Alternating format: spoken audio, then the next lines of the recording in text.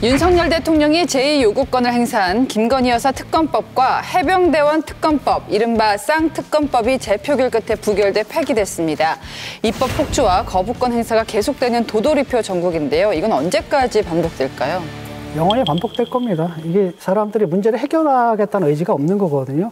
이걸 계기로 상대를 어떻게 때리느냐, 그래서 상대의 지지율을 어떻게 끌어내느냐, 이런 게임이 돼버렸기 때문에 무리한 입법을 하게 되면 대통령이 거부권 행사하고, 그럼 또 다시 그걸 하고 또 거부권 행사하고, 뻔한데 그러면 그렇다면 이제 상식적인 사람들은 합리적으로 그럼 이 문제를 풀려면 어떻게 해야 되느냐, 어떻게 타협해야 되느냐, 이렇게 가야 되는데 그런 의지가 아예 없어요. 서로 즐기는 겁니다 지금. 특검이나 탄핵에 대해서 일반 국민들조차 면역이 돼 있어요. 심지어 연예 프로에서도 특검해라 뭐 이런 말 나오더라고요. 그러니까 저는 그 프로야구에서 비디오 판독처럼 그 잘못된 오심이 나오면 2번에 안에서 비디오 판독 요청해서 2번 실패하면 더 이상 제기 못하게 하잖아요. 그러니까 이 비디오 판독 시스템을 도입해야 된다 봐요. 특검이나 이제 탄핵에 대해서도. 아니 그 말씀이 맞느냐, 뭐 특검 제안법. 사실 이 대부분의 나라가 일사부재의라고 하는 원칙이 있어요. 같은 법안은 한 회기 내에서 부결되고 난 이후에 다시 발의할 수 없다라고 하는 것인데요.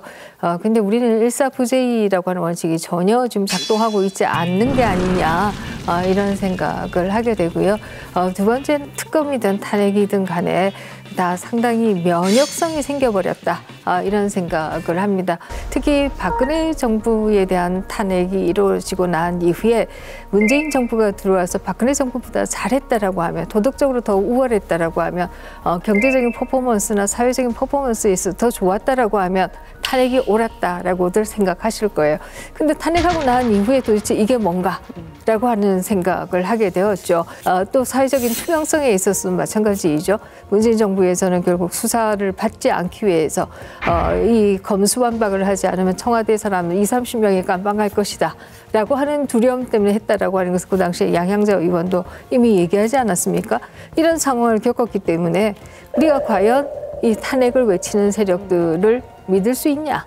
더더욱이나 윤석열 정부가 출범하기도 전에부터 탄핵을 얘기하면서 매주 시위를 했었습니다. 이렇기 때문에 이제는 면역이 생긴 게 아니냐, 이런 생각을 합니다. 그 말씀이 맞는 게 뭐 촛불 시위한다, 뭐 탄핵 집회 만든다, 뭐 이런 얘기 계속 나와도 실제로 국민들 사이에서는 별로 반향이 없는 것 같아요. 사실은 촛불에 대한 열광은 사라졌다고 봐요. 그게 왜냐하면 왜곡됐거든요. 어떻게 사용되냐, 조국 사태 때 30만 촛불 해가지고 정말 과연 우리가 들었던 촛불은 무엇이었던가, 사실 반성하게끔 또는 자괴감에 빠질 만한 상황들을 만들어서 여기에 대한 열광은 없는 거고, 또 다른 한편으로 탄핵에 대한 기쁨이 있었겠죠. 즐거움들이 있었는데 이게 지금 인플레거든요. 하이퍼 인플레이션이에요. 그냥 탄핵. 너무나 나오다 보니까 이제는 감각이 없어요, 사람들이. 검찰이 말이죠, 이번엔 기소해야 된다고 봐요. 그렇지 않으면 또 특검 가거든요. 근데 사실은 김 여사 같은 경우에 가담 정도가 훨씬 덜 하거든요.